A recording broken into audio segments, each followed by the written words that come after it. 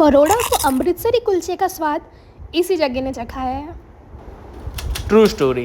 જ્યારે કોઈ કુલચાને જાણતું નહોતું ને ત્યારના આ પાજી એમના કુલચા બનાવીને વેચ્યા છે અને એ જ કન્સિસ્ટન્સી અને એ જોરદાર રીતે બનાવે છે.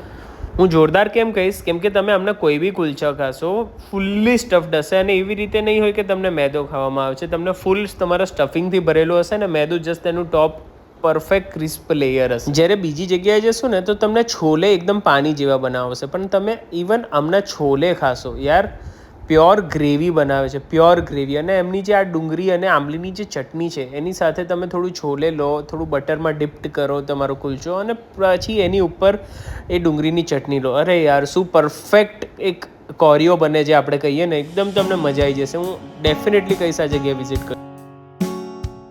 નવા તો બહુ કુલચા આવ્યા છે પણ આ એક ઓરિજિનલ જગ્યા છે, ડેફિનેટલી વિઝિટ કરો. ઓર નમક મિર્ચ બઢિયા હૈ.